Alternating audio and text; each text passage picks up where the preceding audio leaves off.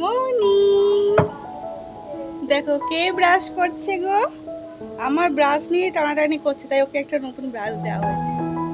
কে brush করছে? তোমার দাঁত উঠেছে? তোমার দাঁত উঠেছে কি? দাঁত উঠেছে তোমার? হাসছো আবার? ওটা যে ব্রাশ করতে হয় ঠিক জানে। ওটা যে ব্রাশ করতে হয় কি করে জানলে তুমি? হ্যাঁ, দেখো মজা। ওর মজা দেখে যাও, দেখো ওর মজা দেখে যাও। এটা ব্রাশ করতে হয় তুমি কি করে জানলে আগে বলো। আমরা হাসতে দেখো।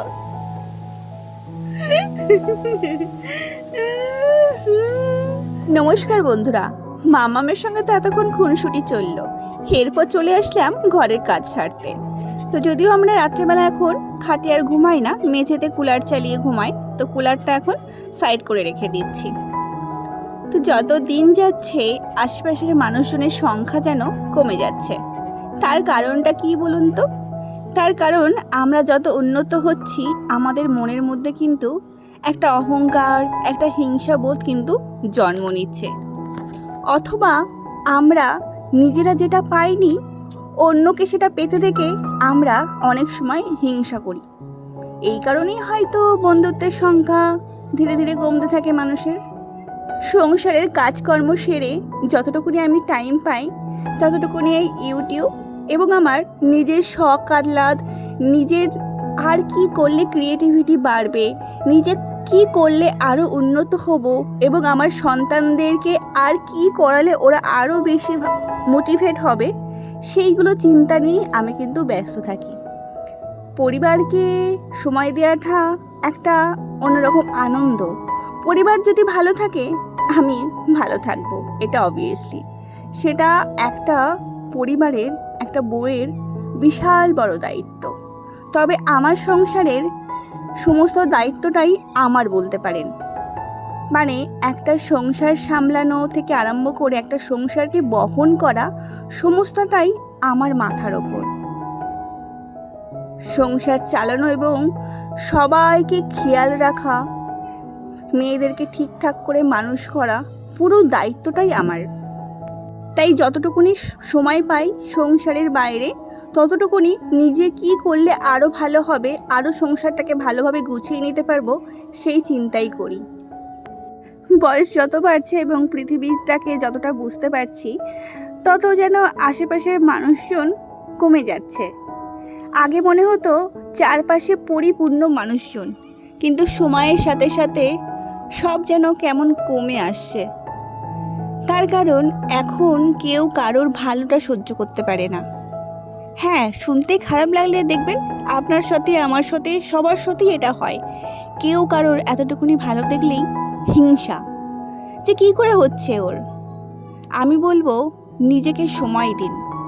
নিজেকে কি করলে আরও উন্নত করতে পারবেন, নিজেকে কিভাবে বাড়াতে পারবেন, নিজে বাড়বেন এবং অন্যকে বাঁচাবেন।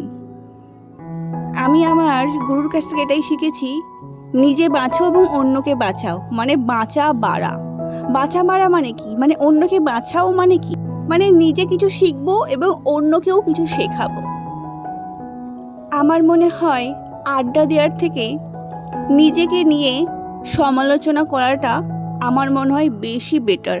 অন্যকে নিয়ে সমালোচনা করলে কিন্তু আমি সেই জায়গাতেই পড়ে থাকবো, কিন্তু নিজেকে নিয়ে সমালোচনা করলে আমার নিজের কি খুঁতটা সেটা যদি আমি বার করতে পারি, নিজেকে কি করলে আরও ভালো হবে আমার মনে হয়, তাহলে কিন্তু আমি আরও দূর এগিয়ে যাব। আগাগোড়াই আমার পিএনপিসি একদমই পছন্দ নয়। এটা আমি আমার মায়ের কাছ থেকে শিখেছি বলতে পারেন।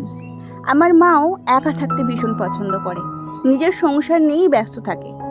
আমার মতেও তাই। আমি আমি কারোর সম্পর্কে কোনো কথা বলবো না, তেমন আমার সম্পর্কেও কেউ কোনো কথা বলবে না। একা থাকবো, নিজের সংসারের কাজকর্ম নিয়ে ব্যস্ত থাকবো, নিজের সন্তানদের দিয়ে ব্যস্ত থাকবো, এটাই আমার কাছে এটাই। তো আমার সঙ্গে সবার সম্পর্কই খুব ভালো।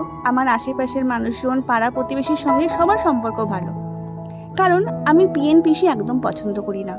পরনিন্দা পরচর্চা কারা করেন জানেন? যাদের সেই যোগ্যতাটা নেই। আমার মনে হয় আমি এটা শিখেছি কারোর কাছ থেকে, যে পরনিন্দা পরচর্চা তারাই করে যারা সেই কাজটা করতে পারে না, তুমি করতে পারো, তাই তোমাকে নিয়ে তারা চর্চা করে। তো পরনিন্দা পরচর্চা করার থেকে আমার মনে হয় নিজেকে নিয়ে চর্চা করলে আমি আরও দূর এগিয়ে যেতে পারবো। এটা আমার মায়ের শিক্ষা, আর এটা আমি শিখেছি সত্যি, আর এটা আমার জীবনে খুব কাজে দিয়েছে। পরনিন্দা পরচর্চা করার থেকে নিজেকে নিয়ে চর্চা করলে আমার ক্রিয়েটিভিটিগুলো বাড়ে। যেমন শিক্ষার কোনো শেষ হয় না, সত্যি শেষ হয় না। আমি বিয়ের পর থেকে অনেক কিছু শিখেছি, অনেক কিছু। আমার তো অনেক ছোটোবেলায় বিয়ে হয়েছে, কিন্তু বিয়ের পর থেকে আমি কোনো না কোনো কিছু করতেই থাকি। মানে যখন একটু সময় পাই, হয় একটুখানি পাখা বানালাম, যেরকম আপনারা দেখেন, হয় হাতের কিছু কাজ করলাম, হয় একটু সেলাই করলাম, নাহলে একটু গান শিখলাম। আমি কিন্তু কোনোদিনও গান শিখিনি মাস্টারের কাছ থেকে, কিন্তু ওই যে চেষ্টা করে ওই যে ইউটিউব দেখে দেখে রান্না বান্না, ইউটিউব দেখে দেখে হাতের ডিজাইন করা, চুড়িদার বানানো, ফ্রক বানানো, সব আমি কিন্তু ওই ফোন দেখে দেখে। তবে সেলাইটা আমার জানা ছিল, সেই কারণে ফোন দেখে দেখে আমার ধরতে সুবিধা হয়। এখন যে নিত্য নতুন যে ডিজাইনগুলো বেরিয়েছে, যে ব্লাউজ কাটিংগুলো, যে বেবি ফ্রকগুলো, সেগুলো আমি মোটামুটি নিজের হাতেই বানিয়ে দিই। যেরকম আমার মেয়ের অন্নপ্রাশনের যে পোশাকগুলো পরেছিল, সেগুলো আমি নিজে হাতেই বানানোর চেষ্টা করেছিলাম আর বানিয়েওছিলাম। এই যে আমাদের নতুন ক্যামেরাম্যান, জলদি ফোকাস করো। ক্যামেরাম্যান, দাও এটা, দাও এটা, দাও এটা, দাও এটা, দাও এটা, দাও। এই যে নাও, নাও ছবি তোলো।